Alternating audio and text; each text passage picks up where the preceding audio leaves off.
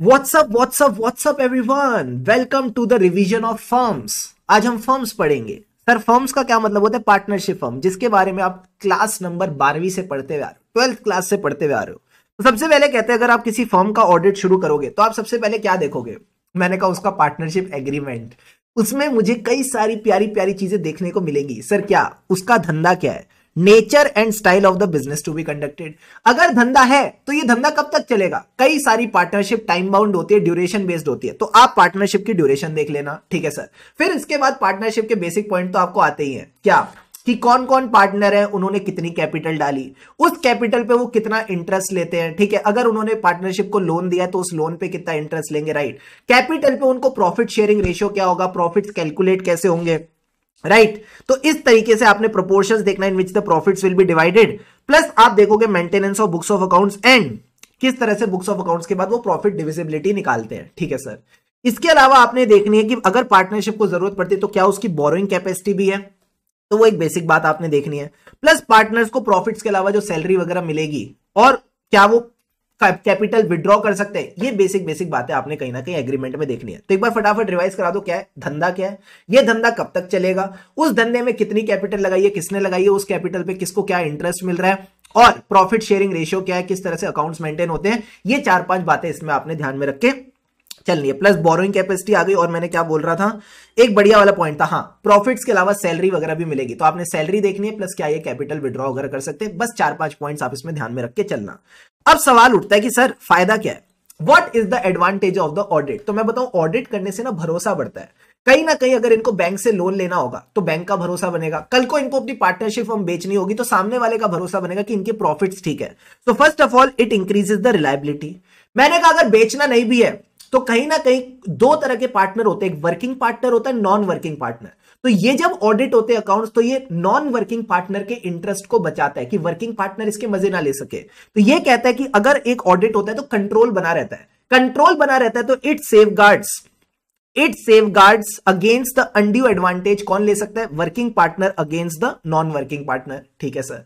अब अगर ये 2-3 चीजें अच्छे से रहेंगी तो डिस्प्यूट नहीं होगा। डिस्प्यूट किसको लेके नहीं होगा कि तुमने अकाउंट्स ठीक से नहीं बनाए, तुम्हारे में दिक्कतें हैं। तो डिस्प्यूट्स वाला पॉइंट है, ये एक आसान तरीका है to settle the disputes between the partners, ठीक है। एंड अकाउंट सेटल वगैरह ठीक से हो जाते तो डिस्प्यूट की जो रिक्वायरमेंट है वो मिटिगेट हो जाती है, ठीक है सर। अब ये डिस्प्यूट जनरली होते कब है? जब कोई आता है, जब कोई जाता है, जब कोई आता है, जब कोई जाता है, यानी एडमिशन और रिटायरमेंट और डिसोल्यूशन में। तो आपने 2 पॉइंट ध्यान रखने हैं, एडमिशन और डिसोल्यूशन। तो याद रहेगा जब भी कोई पार्टनर की एडमिशन होती थी तो हम गुडविल कैलकुलेट करते थे, उसका शेयर कितना बनना चाहिए वो कैलकुलेट करते थे। तो कहीं ना कहीं it becomes easy to calculate those things. Plus जब भी आप कहीं नई पार्टनर को ला रहे हो तो उसके साथ जो आप नेगोशिएशन करते हो वो आसान हो जाती है। So audited statement of accounts helpful in the negotiation to admit a person, specially जब आप काफी टाइम से बना रहे हो। इसी तरह जब कोई पार्टनर जाता है, रिटायरमेंट हो जाती है, डेथ हो जाती है, या डिसोल्यूशन ऑफ पार्टनरशिप होती है, तो जो भी रिटायरिंग पार्टनर्स है उनका शेयर कैलकुलेट करना आसान हो जाता है, बिकॉज आपके पास गुडविल की वैल्यू होती है, कैपिटल होता है और प्रॉफिट्स होता है। तो ये इजी पॉइंट्स आपने ध्यान रखने हैं। तो बस इसी फ्लो को याद रखना, 2 अच्छी चीजें होती है, सेफगार्ड होता है, रिलायबल होता है। अगर ये 2 अच्छी चीजें तो डिस्प्यूट नहीं होती, और डिस्प्यूट जनरली होते कब है? जब कोई आता है, जब कोई जाता है। तो एडमिशन और डिसोल्यूशन वाली बातें आप ध्यान रखेंगे। ये क्या हो गया? अब आता है सर सवाल, जब भी आप अकाउंट्स का ऑडिट करने जाओगे तो आपने क्या मैटर्स ध्यान में रखने हैं? हमने एक अच्छी चीज सीखी थी, क्या इस वाले टॉपिक में और इस वाले टॉपिक में फर्क क्या है? सर फर्क है, ये वाला टॉपिक कहता है आप क्या चीजें देखोगे before the start of audit. तो मैंने कहा एग्रीमेंट देखेंगे, और एग्रीमेंट में ये सब बातें लिखी होंगी। ये कह रहे जब ऑडिट करने लगोगे तो क्या क्या देखोगे? तो सबसे पहले आप देखोगे डॉक्यूमेंट्स। डॉक्यूमेंट्स में आपने क्या देखनी है? 3 चीजें देखनी है, ध्यान रखना, मैं बता देता हूं। सबसे पहले आपने देखना आपका लेटर ऑफ अपॉइंटमेंट। ऐसे ही मत घुस जाना कि पार्टनरशिप हम ऑडिट करना है, नहीं। तुम्हारा लेटर ऑफ अपॉइंटमेंट आएगा, it is just like your engagement letter, जिसमें आपका ऑब्जेक्टिव और स्कोप लिखा होगा, उस स्कोप पे क्या लिमिटेशन है वो सब बातें लिखी होंगी, ठीक है सर। और पार्टनर का साइन होना चाहिए, ऐसे नहीं कि मतलब किसी ने भी साइन करके तुमको बुला लिया, नहीं। जो ऑथराइज पार्टनर है उसका साइन होना चाहिए, ठीक है सर। फिर आप इसका पार्टनरशिप एग्रीमेंट देखोगे और मिनट्स बुक देखोगे।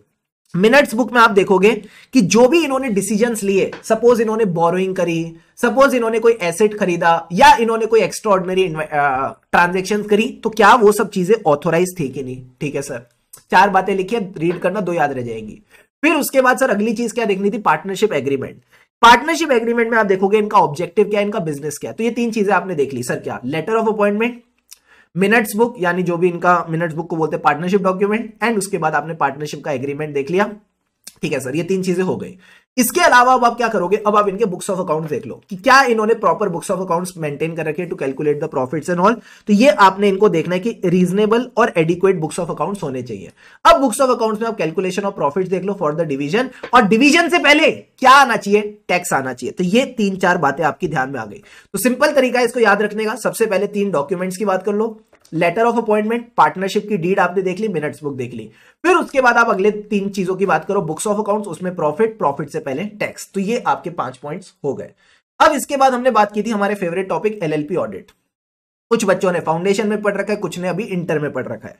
एलएलपी ऑडिट को बस आपने गो थ्रू करना है, बहुत इजी टॉपिक है। 2 पार्टनर होने चाहिए मिनिमम, और जब मैं डेजिग्नेटेड पार्टनर बोलता हूं तो वो भी मिनिमम 2 होने ही चाहिए। इनके पास एक नंबर होना चाहिए। सर कौन सा? डीपिन। डीपिन क्या होता है? Designated partner identification number. जैसे एक कंपनी होती है तो उसका सिन होता है, कॉर्पोरेट आइडेंटिफिकेशन नंबर। एक डायरेक्टर होता है तो उसका दिन होता है, डायरेक्टर आइडेंटिफिकेशन नंबर। ऐसे डेजिग्नेटेड पार्टनर का दिपिन होता है। दीपिन का क्या मतलब है? Designated partner identification number. अब ये इन्होंने एक डेफिनेशन दी है स्मॉल एलएलपी की, ये आईसीआई ने अभी रिसेंटली आपके ऑडिट की बुक में ऐड करी है, तो एमसीक्यू बन सकता है। ये कहता है स्मॉल एलएलपी है जब ये दोनों कंडीशन सेटिस्फाई करे, यानी इसकी कैपिटल या कंट्रीब्यूशन 25 करोड़ के अंदर है, इसका टर्नओवर 40 करोड़ के अंदर है, यानी it is less than equal to 25 crore, it is less than equal to 40 crore. दोनों कंडीशन सेटिस्फाई होंगी तो स्मॉल कंपनी होगी। फिर मैंने क्या बोला? मैंने कहा दोनों तो भाड़ में गई, अगर एक भी कंडीशन सेटिस्फाई होगी तो ऑडिट कराने की जरूरत नहीं है। यानी अगर आपका कैपिटल 25 करोड़ तक है या आपका टर्नओवर 40 करोड़ तक है, या का मतलब है दोनों में से कोई भी चलेगा। अगर कैपिटल 25 करोड़ तक है या टर्नओवर पिछले साल का 40 करोड़ तक है, तो सर क्या होगा? 40 करोड़ बोल रहा हूं, 40 लाख, सॉरी करोड़ मत बोलो, लाख है सर, लाख, सॉरी लाख है। तो ये जो लाख तक है, एक तो ना, ठीक है, तो लाख तक है, तो अगर ये 25 लाख तक है या 40 लाख तक है तो फिर कोई ऑडिट कराने की जरूरत नहीं है। मैंने कहा ठीक है। एंड अगर दोनों कंडीशंस ऊपर जा रही हैं, मतलब टर्नओवर 40 लाख के ऊपर चला गया एंड कंट्रीब्यूशन 25 लाख के ऊपर चला गया, तो ऑडिट कराने की नीड है। ठीक है, सॉरी फॉर दैट मिस्टेक। अब सर एक बात बताओ, अगर किसी की कंडीशन सेटिस्फाई नहीं हो रही ऑडिट वाली, तो क्या वो अपनी मर्जी से भी ऑडिट करा सकते हैं? हाँ। मैंने कहा जब मियां बीबी राजी तो क्या करेगा काजी। जब आपका पार्टनर ही कह रहा है कि एलएलपी का ऑडिट कराने का मन है तो करा ले, हमारा क्या जा रहा है। अब एक बात बताओ, बुक्स ऑफ अकाउंट्स क्या मेंटेन होगी? बड़ा सिंपल है, receipts and payment account, balance sheet, trading account, other books of accounts. Come on, receipts and payment account, balance sheet, trading account और other books of account. Receipts and payments मतलब money received, money expended, इसका एक खाता बनेगा। Balance sheet मतलब assets और liabilities. Trading account में आता है cost of goods sold, inventory, work in progress, raw material, फलाना फलाना, एंड एनी अदर आइटम्स। ठीक है, तो ये सारे के सारे पॉइंट्स आ जाएंगे। ठीक है, ठीक है सर। उसके बाद हमने कहा था एमसीक्यू और करेक्ट इनकरेक्ट के पॉइंट ऑफ व्यू से टॉपिक आईसीआई का फेवरेट है। 2 तरह की चीजें होती है, मजेदार टॉपिक था, एनुअल रिटर्न और statement of solvency and accounts. सीधा बोलो ना, फाइनेंशियल स्टेटमेंट। हाँ सर, तो ये होते हैं एनुअल रिटर्न और फाइनेंशियल स्टेटमेंट। तो जो एनुअल रिटर्न है उसका फॉर्म नंबर 11 था, एक और एक 11, मेरे 11। ये कब फाइल करना है? आरओसी के साथ फाइल करना है with in 60 days from the end of financial year. तो अगर फाइनेंशियल ईयर है 23-24, तो ये 60 डेज कब खत्म होंगे? 30 दिन अप्रैल के, 30 दिन में, 30th ऑफ मई तक आपका आरओसी के हाथ में पहुंच जाना चाहिए। ठीक है सर।